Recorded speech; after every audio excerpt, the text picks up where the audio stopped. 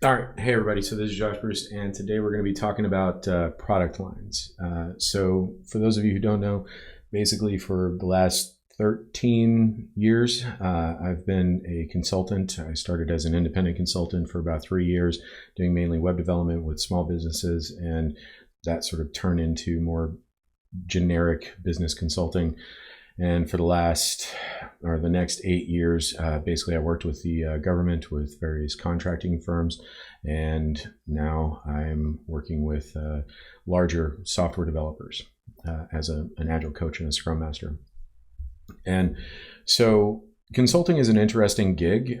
Sometimes you are basically pitching an idea and trying to get your foot in the door. Sometimes you're coming in when somebody already has an idea. You know, they call you up and they say, hey, we have this idea. How can you help us bring that to fruition? And then other times you kind of become a temporary employee, if you will. So you get to kind of really know the business and the models and everything that they're working with. So when we look at this video, what we're going to be doing is the Apple product ecosystem. And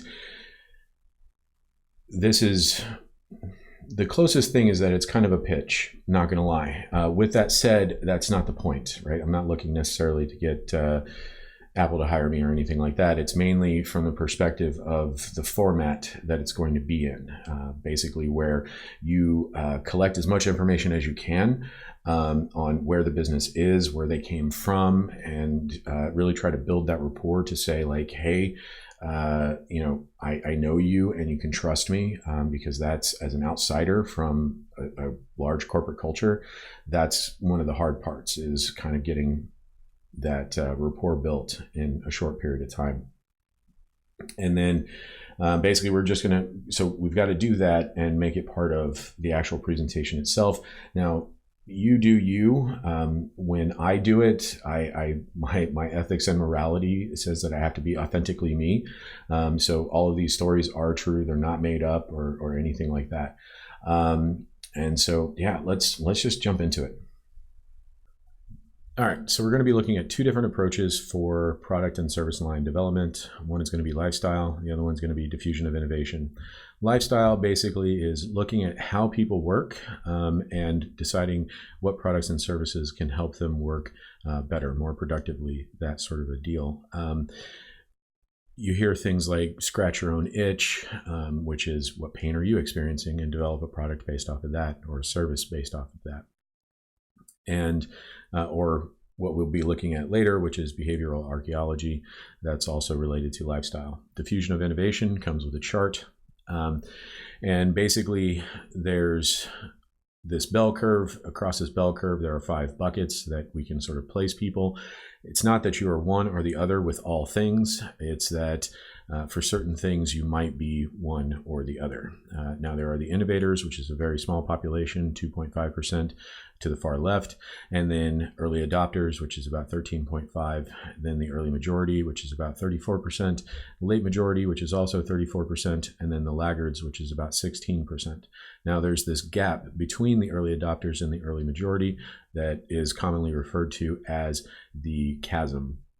And basically, if a product can cross the chasm, then we're looking at high market penetration. Now, I would also argue that there's actually a small population, smaller than the innovators, out farther to the left, called the inventors. And these are the people who basically will hack things together and try to make things work. And basically, the innovators pick up on that, and then the early adopters, and so on and so forth. A good example of this is actually the car radio, or at least car audio in general. So in 1904, there were non-commercially available mobile radios that you could take with you in your car. 1924, we saw the first car radio that was actually installed in a car. That was done in Australia. 1930, Galvin Manufacturing Corporation releases the Motorola. It would eventually become the Motorola Corporation.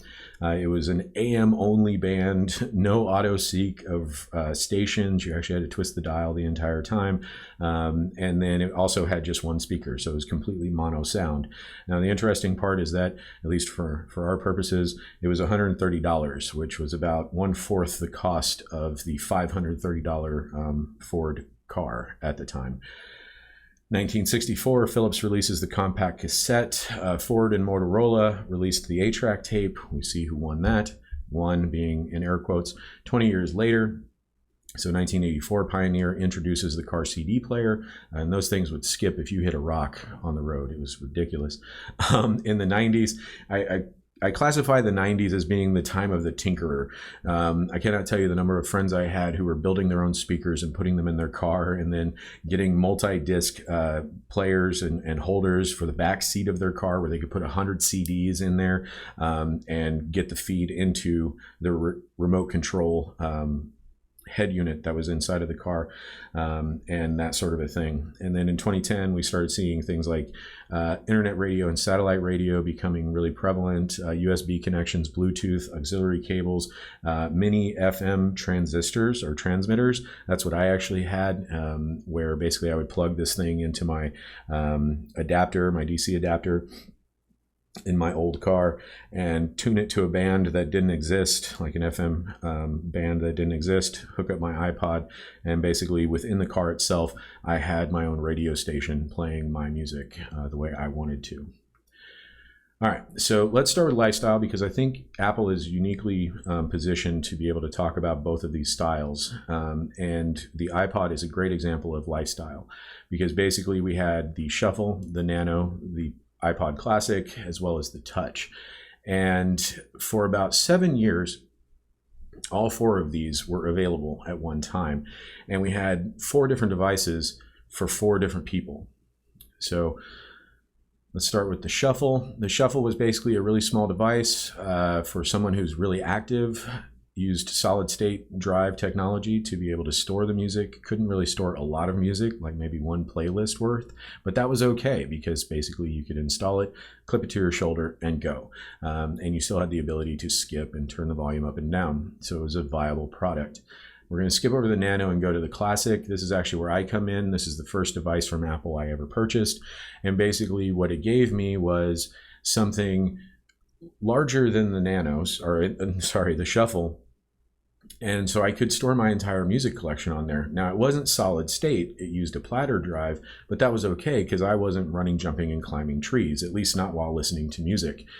And I also got the transmitter and everything like that. The big story for this one, though, is somewhere around 2006 or 7, I was living in Ohio, and I hadn't seen my mom in about probably like 10 years at this point. And so I flew out to Colorado to visit my mom. And on the night before my last full day, we were going to be going to the mountains. At least that was the plan, to go hiking. But we got into this conversation, and I said, you know, that really reminds me of this Pink song. And I'm wondering if I can play it for you. And I had picked up an AV cable because my TV had that. My mom didn't have a modern television with AV cables that could, or AV jacks on the back, but she did have a little bit more modern VCR, so VHS tape. And so I plugged it into that, got it to pass through into the old TV with it. I think it still actually had wood paneling, but at least had a radio control or remote control for it. And we listened to music. And as we were listening to it, we talked about the iPod and everything like that. And she thought it was a really cool device.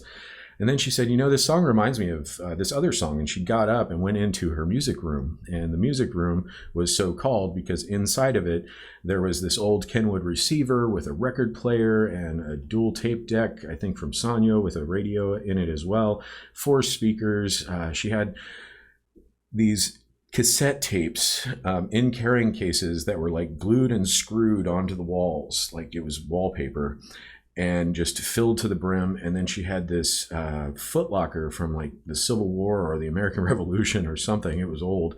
And you know, you open it and it's just filled with LPs, and the LPs that couldn't fit in there basically became the baseboards for the entire room. And we just spent the rest of the night playing musical ping pong, where she would play a song and I would play a song and she would play a song, and I would, you know, we would talk about when we first heard the song and whether we liked it or not. And we stayed up way too late. I passed out way before she did, sometime around 4 o'clock in the morning, and we did not make it to the mountains at all, and I'm perfectly okay with that. So next up is the iPod Touch. Jokingly, I used to refer to this as the non-iPhone because basically it had the same design, had the same software, the same operating system. The only thing you couldn't do is make and receive phone calls with it. And that's going to be a subtle theme through the rest of this. And that's who this is for. It's for someone who's not really in it for the music, but maybe they already have a cell phone and they don't really want to get an iPhone. They just want the ability to use this device and get into the apps and ecosystem that way. Now we can hop back to the Nano. This is actually where my adventure life partner Becca comes into play. She really liked the idea of the small size of the shuffle, but she wanted the ability to choose the song that was playing like you could with the Classic or the Touch. She also wanted to store maybe a little bit more music than the shuffle could. And she wasn't really interested necessarily in being able to do all the other stuff that you could do with the Touch. It was just about music. And so that's the one that she got, right? So that's lifestyle. Now let's take a look at the iPhone. The iPhone is basically a really good device for being a petri dish for innovation, right? Just like the iPod before it, that's what the iPhone really afforded us, right? Because with constraints can either become the shackles that hold you back or become the birthplace for innovation. And basically looking at things like smaller processors, smaller batteries that last longer, smaller screen technology, so on and so forth. And we'll touch on a couple of other innovations that have gone and become diffused across not only the Apple ecosystem, but even to the broader world. With that said, in September 2019, this is the lineup. And basically, it's the first time that I looked at an Apple product that I wanted to purchase, or in this case, feel like I need to purchase, like that I'm pressured to progress with, and I'm not seeing myself in there, right? And the reason that I say that is because from a user experience perspective or experience design perspective, this is 3 different devices all made for the same person. So taking a look at this, we basically have someone who's into photography, right? 2 cameras, decent flash. I think it's a 2-tone flash on top of that. The other one has 3, and then we have 3 again. One has the ability to shoot 4K. I think this one does as well, but the base iPhone doesn't. It just has that ultra wide lens. We're also looking at someone who's maybe consuming more media and maybe doing a little bit more hardcore processing. Maybe they're actually shooting video and editing video on the same device, and they need to be able to grab iMovie and edit on screen. We also have the bigger battery life, so maybe they're consuming more media, maybe downloading a couple of movies before they get on a plane, train, or automobile to basically have entertainment without it taking up space in their car and everything like that. So great device, don't get me wrong, just not me. So let's call out the elephant in the room, and not going to delve too deep into it. I just want to make sure that we've got this before we can keep going. So cost, price, value. Cost is total cost to create. So this is hardware, any software development, any research development, time that goes into it, all the prototyping, and then manufacturing and distribution and marketing. Basically, we're looking at total cost across the lifetime of a device, and how do we recoup that cost? Well, we recoup that cost by charging a price for people to consume, right? And so price is the cost to a consumer of whatever is being created, right? So you can think about these videos consuming your time, but they're also you're not being interrupted with advertisements or sponsorships or anything like that. Last but certainly not least is value. This is actually the most important part, going back to Simon Sinek and the concept of start with why and everything like that. And the thing about it is that there's no such thing as intrinsic value, at least in my experience and in my position. And nobody can tell you what to value and what not to value. For example, Jay Leno has this really nice multi-million-dollar collection of cars. That's what works for him, and that's great. My mom, on the other hand, might have bought all the music ever with that same amount of money and looked at Jay like he had 2 heads because she couldn't see the value in what he was deciding. But she would never stop him, and I would never stop Jay either from having something that they wanted. All right. Now, I didn't actually come into it with hardware. I came into Apple with software, and so that's where we're going to kind of start. All right. So in 1997, as the story goes, Steve Jobs came back to Apple, said basically, y'all have too many devices, and we're going to narrow it down and really focus, and basically divided the world into consumer and pro.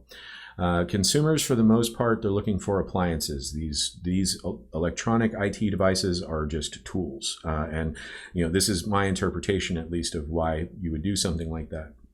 These people just look at them as tools, and they're not trying to make a living with these things. Whereas the pro is, right? So it's the difference between a hammer for a consumer and a hammer for a professional, and like a professional carpenter. And so dividing the world between consumer and pro, and then desktop and portable, right? And that's where we get the iMac, which is a consumer desktop appliance, essentially. And then you have the Power Mac, I believe was the name, Pro desktop. Then we had the MacBook, consumer portable, and then the PowerBook, which was the Pro portable. This grid concept has changed over the years. We're actually not going to start with hardware. We're going to start with software, because that's where I started. And basically back in 2000, 2001, somewhere in that neighborhood, I think Red Hat Linux just got released. And I was really getting frustrated with Windows as an operating system. And I basically said, I think we should make an operating system, or I'm going to make an operating system. And this is usually the way it goes for me when I start getting frustrated. I start taking, all these notes down of like, what would life be like if, I could help out here. And basically it was going to be on a Unix base. It was going to have a GUI, so you wouldn't have to interface with Unix, but you could still interface with Unix if you wanted to. It was going to run Windows natively if you had to, or felt like you had to. And I think the one application that I started thinking about was something I called Post-its. And it was basically just the ability to put random notes on the screen. And anybody familiar with Mac OS and the Stickies app, which is still available, by the way, knows that that's basically it, or it feels very familiar. And roughly around 2005, 2006, I started working at a marketing firm and using an iMac, and I started going, man, this feels really familiar. And so I started getting really sold, because I was like, wow, I finally found somebody who gets me. Yay. And I was like, wow, okay, what would I have to do? Because I had been sort of indoctrinated with this concept that Apple products are too expensive and basically you shouldn't buy them. And so from a heart perspective, I definitely wanted to get in. And from a logic perspective, I needed to be able to rationalize that, again, going back to Simon Sinek. And so what I did is I said, all right, assume the hardware is there. What software would we upgrade, or would I upgrade? And basically it was the operating system, which was Windows at the time. It was the email client, or what I consider the email client, which was Outlook, because I didn't like Outlook Express, which was free. And it would be Microsoft Office, as well as the Adobe Creative Suite, whatever the latest version of that was. And number crunching, doing the math, I basically said, okay, it's going to be about $2,000, $1,000 to $2,000. Now, how much is it going to cost me on the Mac side to get the software necessary to have those same capabilities and affordances of what I already have? And come to find out, not a lot. So we have Safari, so I could browse the internet, which I was doing web development. That was something that I was going to need to be able to do. We have the ability to communicate through mail messages and FaceTime. These, of course, are the modern apps. They weren't the same back then, but the important part, or the takeaway here, is they didn't feel like crap, which was what I often felt with a lot of the bloatware that we commonly refer to when we buy PCs and have to delete a bunch of software because we're never going to use it. Like, I could actually use these devices or use these applications. Project management, notes, reminders, calendar, good to go. Consuming media. At the time, of course, it was just music, but now I can do music to movies and back again. It's pretty intense. Then there's applications that I don't use as much, photos and Find My and Home, but I like the fact that they're there, right? Like when I lose my iPhone, I like the fact that it's there to find it. I actually did lose my iPad once and found it. So as we move across from left to right, from consumer to pro, we start getting into more of the creative aspect or creating content. So we have things like rich text editing, videos, audio, and that. And I was just like, wow, I can actually do a lot of stuff just straight out of the box. And it's software that I'm actually okay using. I'm willing to pay the prices that I have to pay in order to just the frustration from an experience perspective to use those. And then I was like, but I still haven't got the capabilities of Office. Then I looked into Page's Keynote and Numbers and found out that basically each one of them is about $20 a shot. So, and upgrading Mac OS is about $50. So I'm sitting there going, okay, that's $60. That's 1/5 the cost of Office. Okay. And not only that, but you have iLife with iMovie. So if you don't like editing in QuickTime, you can totally move over to iMovie. Don't like editing audio in QuickTime or voice memos? Great. Go over to GarageBand and totally, something that they're giving away for free, as it were, at no additional cost, right? And that's sort of the key, is that basically I started doing this mindset shift that it's not that the equipment's actually expensive, it's that Apple took a different tack, at least in my brain, right? Apple took the tack of, we're a hardware manufacturer and we need to give consumers the applications they need to do various menial tasks, as it were. They're not looking to create the next, Titanic or something, the next great movie. They're just looking to get their work done. And in fact, I remember a news report from back in the 80s talking about the Macintosh, and they interviewed a gentleman, and it said, and he said that if it couldn't earn its keep, it had no business in my home. And that's kind of where the hardcore consumer is. They don't upgrade because cooler technology. They upgrade based on whether or not it's actually still doing its job. So, and that's where my mindset shift really changed, is like, whatever the hardware cost is, that would be the only thing that I needed to pay outside of the Adobe Creative Suite, because there wasn't an equivalent that I could find inside of Apple by itself. Now, there is pro software, Final Cut Pro and Logic Pro. So if iMovie isn't cutting it for you anymore, but you want to do, maybe you are starting to make a living doing video editing and color corrections and that sort of a deal, the $200 or $300 for either one of these gets you that, be it for video or audio, right? All right, so real quick across Xcode, QuickTime, and Reminders. Basically, Xcode was the first professional IDE that I ever used, and I used it to create an app. And I could have, just kept the app for myself if I wanted to, but I really wanted to try to maybe see what I could do with publishing platform apps. And so that's $99 a year, at least for the developer license. At least that's what it was.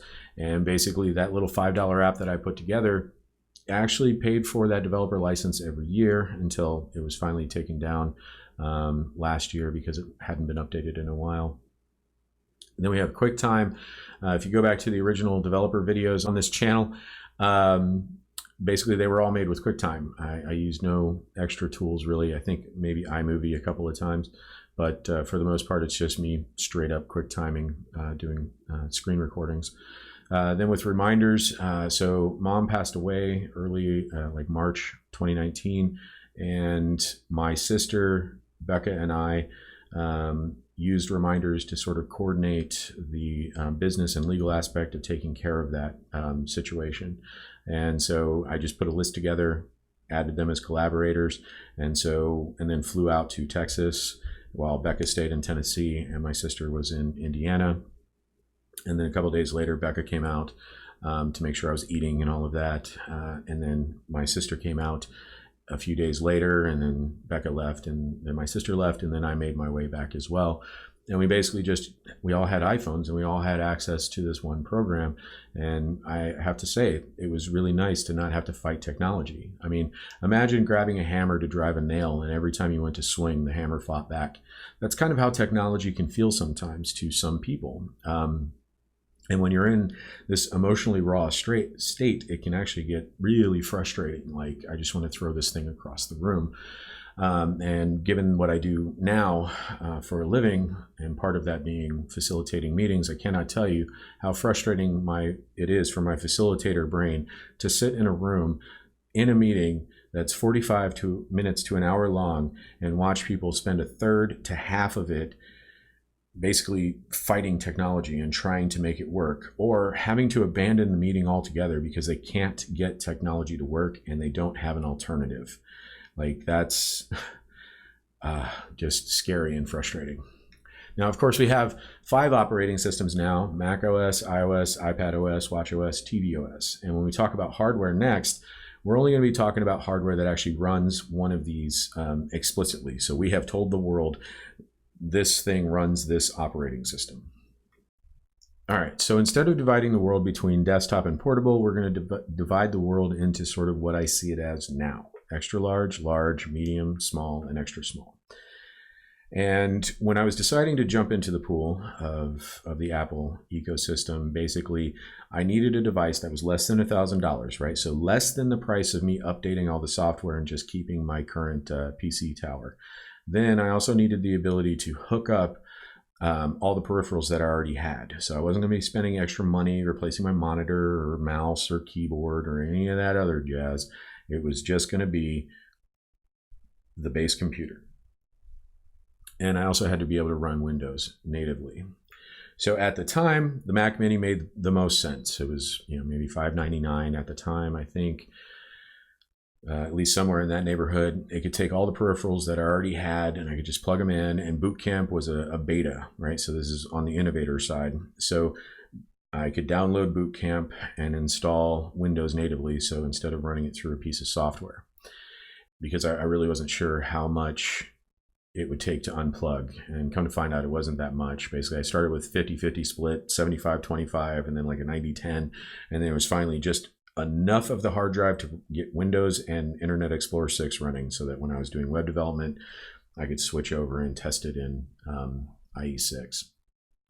Over the years, I did update the Mac Mini to be the aluminum body. I got that under a lease instead of purchasing it outright. And the Mac Mini also had become sort of a media center for me.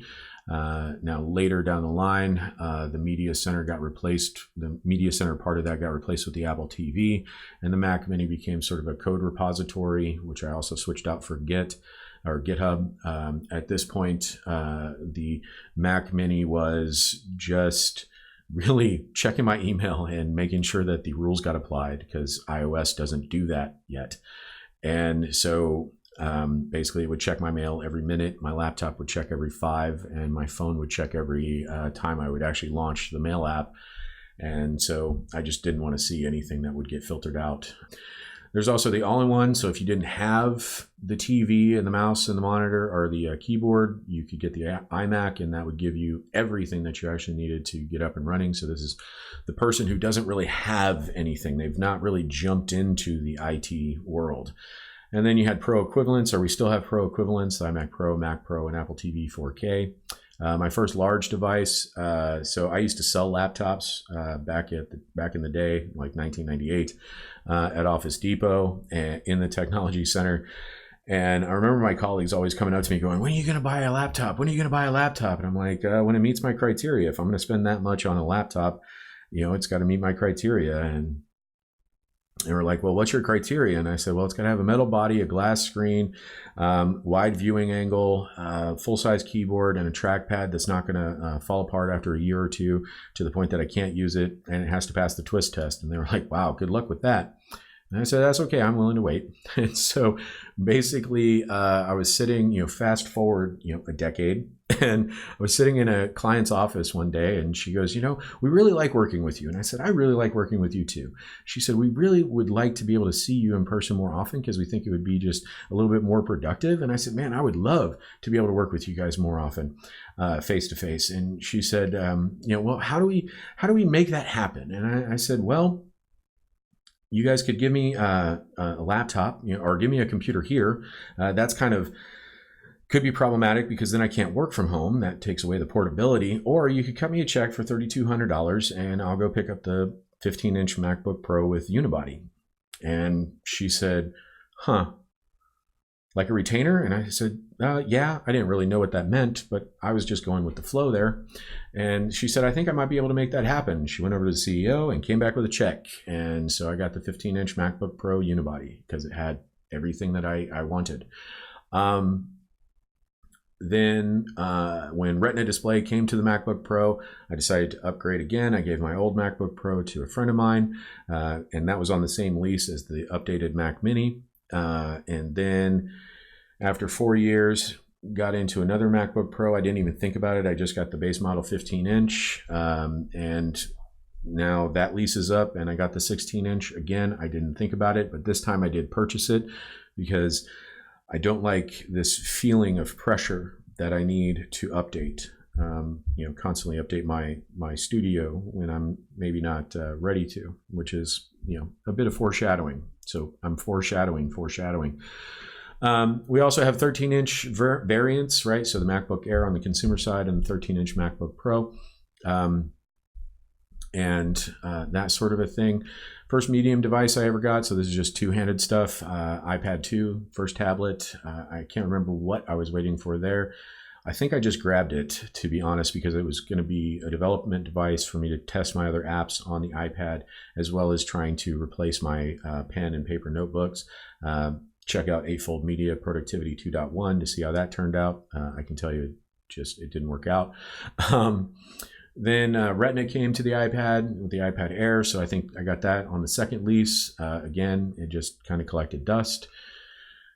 And then I tried October of last year to do the iPad Mini to see if I could finally get it to a point where it would integrate with my world. It didn't, or I decided that it wasn't ready, or I wasn't ready, one or the other. And then we now have the iPad Pros, the 11-inch and the 12-inch, almost 13-inch. In the small category, so this is handheld. We still have the iPod Touch, which means that you can actually operate the entire device one-handed. We're skipping over the iPhones for right now because that's going to be our main focus. We're just still laying the land here. With extra small devices, I waited until cellular and the tether of Bluetooth to be cut between the Apple Watch and the iPhone to pick up a Apple Watch or any kind of wearable, and used it for about a year, and it was really nice. I appreciated it, but it didn't do it for me. It didn't pull its weight. It did not earn its keep, so to speak. We do have 2 series now, so Watch Series 3, and the division between consumer and pro for me is whether or not it has cellular. So either the watch is a red dot or it's not. So you've got the 3 and the 5 on the consumer side, and then the 3 and the 5 on the pro side. All right, so let's talk about the iPhone. So the iPhone is the first smartphone that I ever bought that I actually kept. So I got cell phones pretty late in the game, relatively speaking. So 2005, got my first flip phone. Didn't like how long it took to text because I was doing a lot more texting, and T9 sucked. And so I picked up a phone that could flip between the two. So one way was phone, one way was a keyboard to be able to do texting. Then I started looking at my bill, and I was basically like, I'm spending about $100 for the cell bill, and I don't really talk on the phone anymore, maybe 20 minutes a month or something like that. And so what I need is not a phone. What I need is a device that can do a bunch of other stuff, and it just so happens to be able to make and receive phone calls. And I had looked at the iPhone when I went to look at the MacBook Pro, and I was like, man, it's not there yet. I would like to have a metal body and blah, blah, blah, blah, blah, right? And so then the iPhone 4 came out. Metal body, external antenna. I did not have that on my list of criteria. And the Retina display, which I also didn't have on my list of criteria. And of course, the Retina display sort of diffused across the rest of the product lines. Then I ended up getting the iPhone 5, right? So 16.9 aspect ratio. Or 16:9 aspect ratio. Then I got the 5S. I believe that was the same time that I went into this 4-year lease because I was like, well, screw it. Let's just update all of it. And then when I got into my 2-year lease, which is the one that I'm coming off of right now, I got the iPhone 8. It was actually part of the lease. And so that's sort of where the two worlds collide. So now we have the iPhone 11, 11 Pro, and 11 Pro Max. And what I find fascinating when looking at this entire landscape of products is that the iPhone and the watch are the only two in which we update all of them all at the same time. Now, the thing about it is, though, is that the watch doesn't really count in that because there's really only one device. It just has cellular or doesn't have cellular, right? So it's not yet a product line, right? So it's really just the iPhone. And every year or two, there's this pressure to update all of them, right? To sort of stay relevant or something. I don't know. And it's been that way since the 5, right? Because we had the 5S, and then we had the 5C, and then we had just all these different phones, and the 6, and the 6S, and the 6 Plus, and the 7, and it's crazy town because we update all of them. But, take a look at the MacBook, right? The MacBook Pro got updated late 2019, so November, December. It did not cause the 13-inch MacBook Pro to get updated. It did not cause the MacBook Air to get updated. The MacBook actually has been removed from the product line for now. And so we can update these things independently. We know we can. We did the same thing with some of the iPad Air and iPad updates. And we even updated the iPod Touch back in 2019, like early 2019. And I think if we actually just remove the number from the iPhone line, we can start to do the same thing and see how the iPhones are going to diverge and converge over the years. They can do it independently.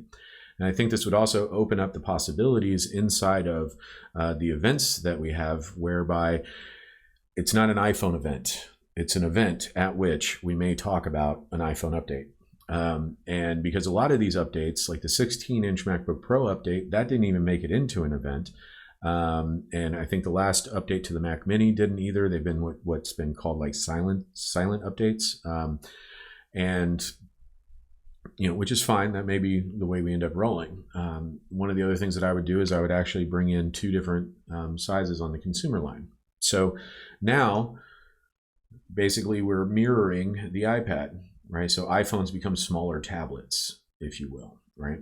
So iPad goes 4 across and then 1 down, where it's a severe drop in the size of which is roughly the size of the highest iPhone, which goes across 4 and drops down, which is a much smaller size, which also bridges the gap or starts bridging the gap into the wearables. Now we would end up with 5 iPhones for 5 different people, just like with the iPad. So the iPhone mini is somebody who's really more, this is a hammer, and I want to remember that that actor's name from that movie that I saw that one time. Break out the phone, do your thing. Not looking to do a lot of video editing, maybe not looking to consume a lot of video content. It would be mainly audio content. Some of that would be local to the device, so very much like an iPod Touch. Basically an iPod Touch with cellular calling capability, because until I can make and receive phone calls, straight phone calls with all these other devices, we are still, like, the keystone is still having a phone to be able to communicate with the outside world. So 4-inch, roughly speaking, and then the iPhone itself becomes, roughly speaking, a 5-inch device. So something like the iPhone 8, this is for someone who needs a little bit more battery life, because they are consuming a little bit more material, but they're still kind of doing the same stuff that the iPhone mini folks are doing. So they don't really need more processing power or, edge-to-edge screen or anything like that. Next, we have the iPhone Max, which is essentially the iPhone 11 design. And this is a person, maybe they're a passive gamer and they don't want to purchase a gaming device, a mobile gaming device. They want to just have their phone because that's what they do, or maybe their real console is at home, kind of like the iPhone mini. Their real computer is at home, and they're perfectly content to not try to do real things out and about when they're on the street. So iPhone Max, roughly a 6-inch screen, and again, could handle more gaming. It's got that little bit of more of a power or a battery life and that sort of a deal. Downloading movies to get on a plane to go across the country or whatever we need to do. And it could also be a 5-inch. I mean, that's debatable. with that said, then we go into the iPhone Pro. The iPhone Pro would be roughly 5-6 inches as well. It has an extra camera. This is somebody who maybe is doing a little bit more, like they're starting to push the boundary into that pro area where they are starting to maybe make a living and need to be able to do these things. Maybe they have a podcast or they vlog a lot, that sort of a deal. And then go over to the Pro side or the Pro Max side. This is going to be roughly 6-7 inches. So basically, because I'm pretty sure that's the threshold, because if we go any bigger with screen size, basically why not just get an iPad? Oh, right, because I can't make and receive phone calls on an iPad. So despite being able to get it with cellular. So iPhone Pro Max, basically, again, a little bit more battery life than the regular iPhone Pro user. Maybe there's an extra camera, like a macro camera or something like that. Like, you know, just a little bit extra, right? Something there for them. And now all of a sudden, there's no longer this pressure necessarily to update everything, right? Because it's more about who's barking the loudest, if you will, or who's got the most bang for the buck, as it were. And we can update the iPhone mini outside of the cycle of the iPhone and iPhone Max or the iPhone Pro, right? Just like we do with the MacBook Pro versus the MacBook Air and the Mac Mini. You know, we can just now shuffle things up a bit, and I think the events would start to get a little bit more interesting and less predictable. And I don't know how much that predictability is coming from leaks versus people just kind of getting used to, oh, well, we've done this every year for the last 5 years. So now this still looks like a pretty cluttered ecosystem, right? And that's because I think part of it, at least, is because we don't talk about the laptops this way, right? There's the MacBook Pro, and then everything else is the consumer level, right? So there's the MacBook Air and, you know, the MacBook when it was still in the product line. And everybody on the Pro side just knows that there's two different variations of the MacBook Pro. There's two sizes. Same thing with the iPad Pro, right? So why not do that with the iPhone Pro as well? Now we could end up, like if we had a 5.6 and then came out with an iPhone Pro Max that was really 7 inches on the display, then, you know, maybe add iPhone Pro Max as a separate thing. But this starts to look a lot cleaner, and again, we're mirroring the iPad. So 4 devices, 4 different people. Oh, and if we're being particularly daring or feeling particularly daring, we could do something like this. So instead of Apple TV HD, it's Apple TV. Let the consumer ask the question. What's the highest, you know, rating that we can get, or the highest resolution that we can get?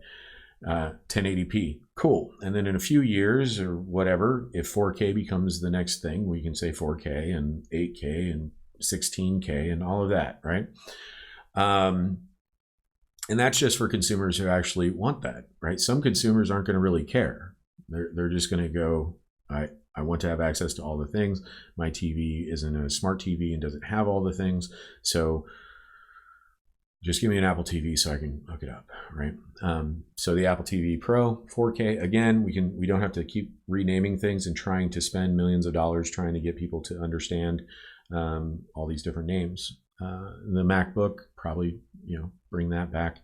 And then we have the Apple Watch. Just call it the Apple Watch. There's going to be the consumer version. There's going to be the pro version. When 5G becomes a thing worth happening or having, then 4G gets moved down to the consumer grade Apple Watch, and so the cycle continues.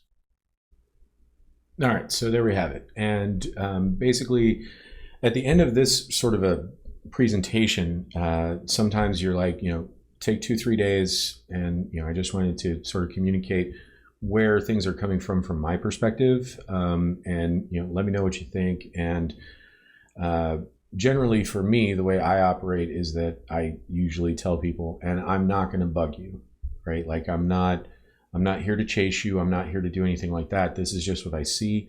I like you, and I think I can help here. These are my ideas to help.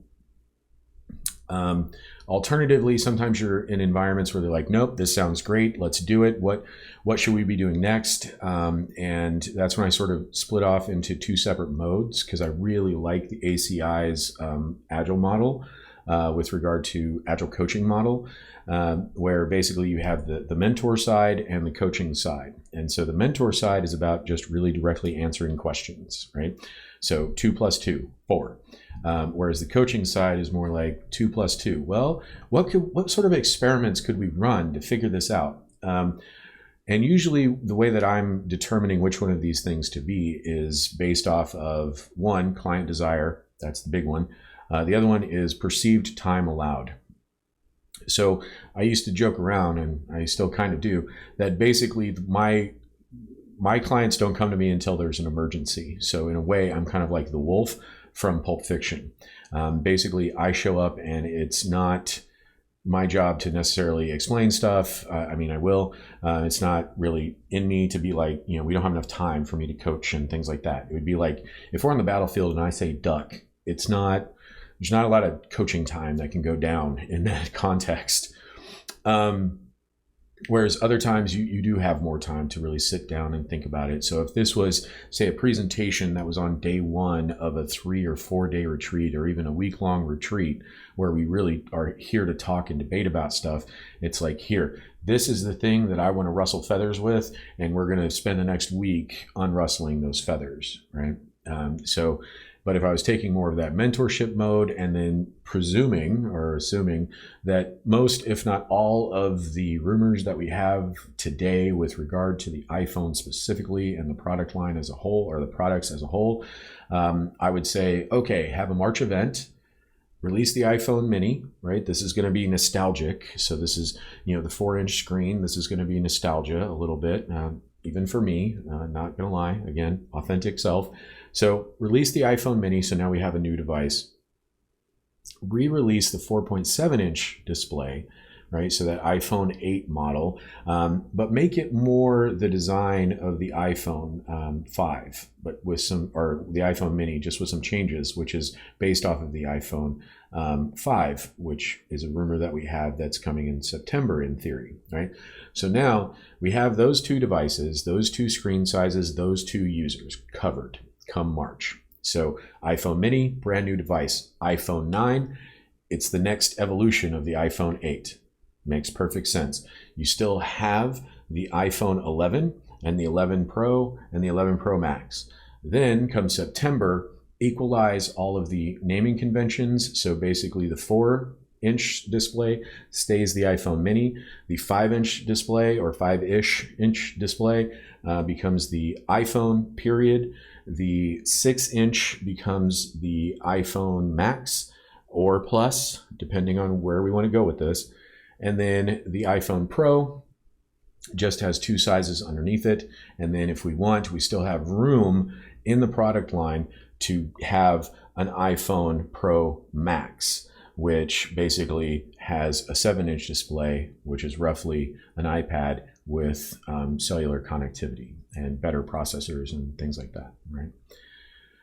So that's sort of, again, the mentorship side, or the straight, the way most people think consultants are. And that's actually one of the reasons that it's very difficult, or can be very difficult, to build rapport with clients, because every time they hire a consultant, it feels like the consultant just comes in and says, this is the way you should live your life. And they don't even know me, right? They don't know the client as a business. And just to close out with another story from Apple, since we're talking about Apple, I remember an interview with Steve Jobs where when he was at Next, and he worked with Paul Rand to develop the Next logo. And he said, he started talking about Paul Rand's process and how he basically came in and for a week really got to know and ask questions and know what Next was about and what they were trying to do and what the future vision was before going back and creating the logo and a booklet explaining where the logo came from and why that design was chosen. And so it's really kind of like that at the end of the day. I think Paul Rand had a pretty good process there. So anyway, as always, thank you so much for making the time. I definitely do appreciate it, and I'll see you around.